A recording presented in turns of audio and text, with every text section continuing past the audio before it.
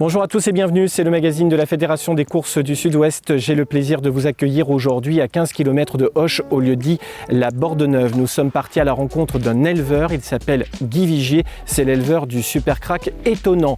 L'élevage commence ici, la naissance en fait commence derrière cette porte de box. Les poulains partent ensuite en Normandie, puis reviennent ici dans le Gers, avant peut-être leur future carrière de compétiteur. Rencontre avec Guy Vigier, reportage.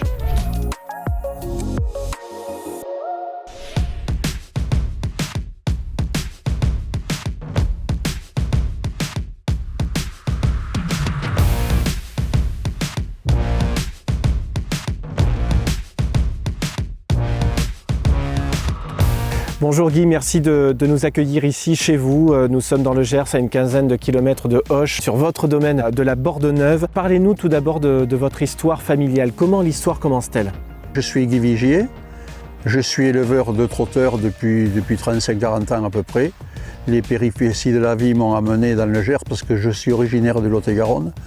Et j'ai atterri ici avec ma compagne il y a 35 ans à peu près. Et l'élevage a commencé à ce moment-là. J'ai fait d'autres boulots, bien sûr, parce que j'avais pas de terre.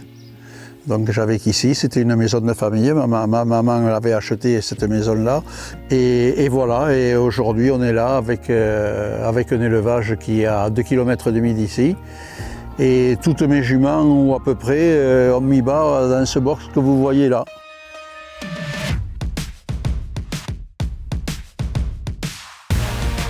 Alors l'histoire de l'élevage de Guy Vigier, concrètement, ça commence quand et comment? La première poulinière, elle s'appelait Alitina, c'est M. Grugeot qui m'avait vendu.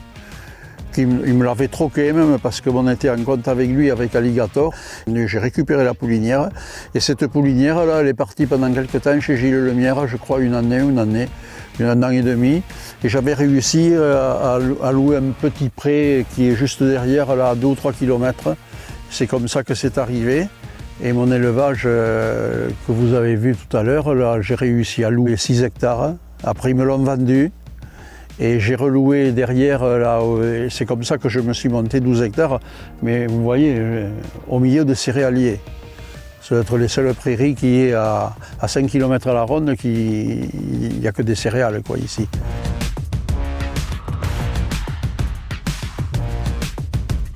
Et avant même Étonnant, il y a sa mère, il y a Migraine que vous faites naître. Parlez-nous un petit peu d'elle. Avec Richard Sier, j'avais acheté Alligator, qui est né à 5 ou 6 km d'ici, à Max Fourcade. Et donc Alligator, ça a été un peu le départ, quoi. Après, il a été étalon, il est parti étalon chez M. Dumouche. Moi, j'ai mis 2 juments chez M. Dumouche à l'époque. Il n'a pas travaillé, il avait fait 6 juments, je crois, la première année. Quand vous dites M. Dumouche, on était à Gimat. On parle de Jean Dumouche, voilà, à Gimat, il était étalon là, le cheval. Et sur mes 2 juments, il y en a une qui a fait Migraine. Alessia a fait Migraine, et tout est parti de là, parce que ça a été une sacrée jument. La carrière de course de Migraine est terminée, elle revient chez vous, elle devient donc poulinière. Et de Migraine, né Étonnant, et là la grande histoire commence. Tout à fait. Les 2 premiers produits, ça n'a pas été. Le premier produit, c'est Guy Grugeot qui l'a choisi. Bon, mais c'était normal, et bon, il avait eu la carrière, donc il a choisi les talons, il n'a rien valu. D'ailleurs, quand il est né, il ressemblait à rien. Hein. Pourquoi? Elle n'a pas couru beaucoup pourtant. Hein. Est-ce que c'est l'opération et tout? Enfin, et on dit quelquefois que quand elles ont beaucoup couru, c'est pas bon, mais enfin... La vérité, la contre-vérité, il y a eu des tas de trucs, il ne faut pas trop en dire parce que on croit que c'est bon, mais c'est souvent pas bon. Il n'empêche qu'elle a eu Étonnant.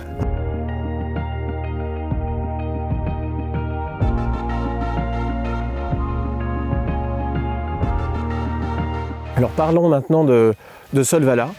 On est en Suède, c'est l'Elitlopp, c'est l'une des plus grandes courses du monde, en tout cas c'est peut-être la plus grande sur la distance de 1609 mètres. Étonnant fait face à l'élite mondiale des trotteurs. Vous arrivez, il y a 30 000 spectateurs, il y a énormément d'engouement, de ferveur. Dans quel état d'esprit êtes-vous?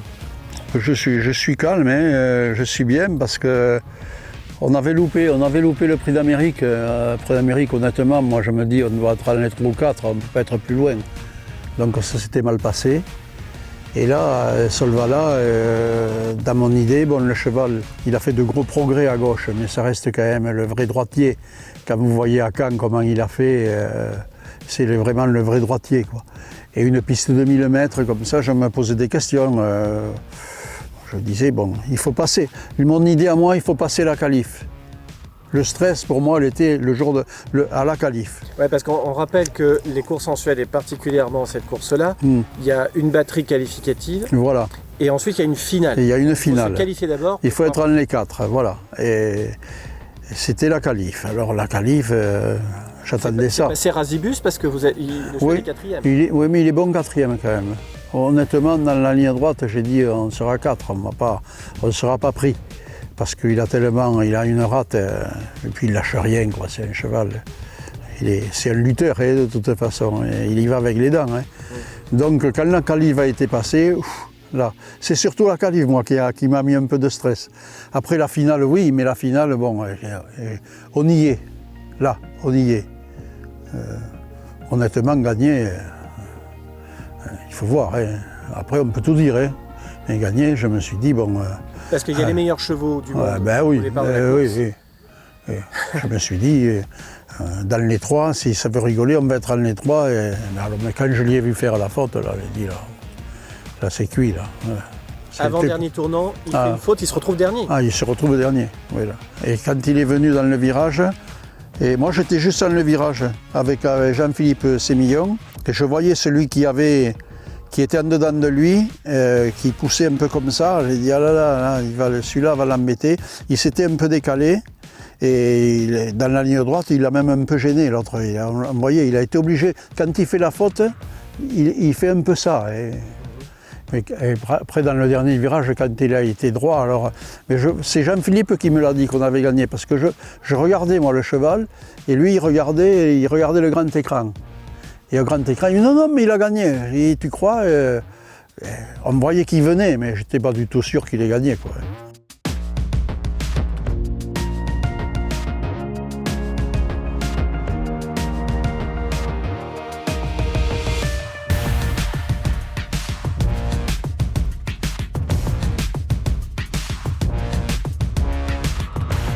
Alors l'histoire naturellement va continuer parce que pour Étonnant il lui reste 2 ans de compétition.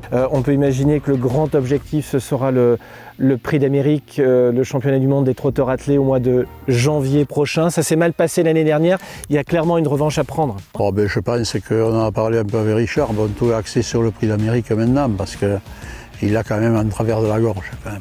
Ouais. C'est normal. Ça s'est pas bien passé. Ça s'est pas bien passé.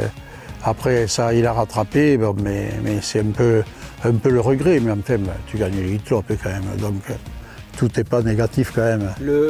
Gagner l'Elite Top c'est une chose, gagner le Prix d'Amérique ça c'est... Ah ben, pour lui, non, pour vous, même pour moi, mais pour lui aussi, je crois que ça lui manque. Ouais. Ah ben oui, parce qu'avec Timoko, il a été 2e, et ça, il ne le dit pas, mais ça... C'est un gars de challenge, il a peur de rien. Pour tous les professionnels, pour tous les entraîneurs, pour tous les propriétaires, ils rêvent tous gagner le Prix d'Amérique. C'est une fin en soi, j'imagine que pour un éleveur c'est pareil. Ça serait quelque chose d'énorme, évidemment. Et non, déjà faire naître un cheval comme ça, j'ai regardé un peu j'ai demandé à des journalistes, tout ça, il n'est jamais arrivé d'avoir un cheval comme ça dans la région. Depuis que les courses existent, c'est jamais arrivé. Vous diriez que Étonnant, c'est le cheval de votre vie ? Oh ben oui, je suis un optimiste un peu, mais là quand même, pour faire naître ça, on peut faire naître des bons chevaux, mais des cracks comme ça, et surtout qu'il sait tout faire, quoi. C'est pas un suceur de roue, il est capable d'aller devant, il va monter, il va atteler, courte distance, longue distance, il a le record monté, une 10 avec Billy Billy, c'est phénoménal. Alors on va voir la suite. Richard, il me dit, il est tout neuf, il me dit. Pour dire, il a un cœur énorme, le cheval. Il est tout neuf, mais il a 2 ans à courir, ce temps qu'il n'y arrive rien. Et on a de belles histoires peut-être qui vont arriver, je le souhaite, évidemment. Merci Guy. Je vous en prie. Heureux de vous avoir reçu.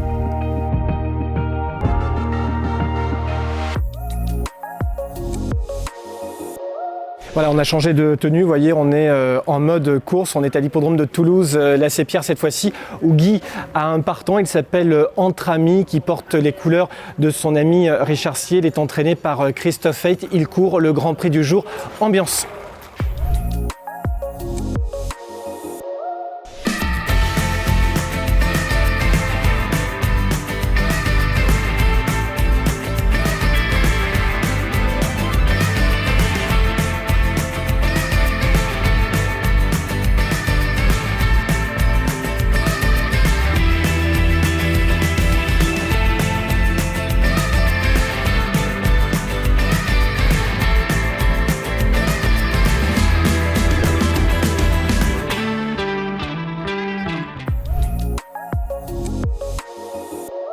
Voilà, Entre Amis finalement battu, il est deuxième, battu par une très bonne jument qui se nomme Gabriella Duhem, entraînée à Beaumont-de-Lomagne par Jérôme Chavat.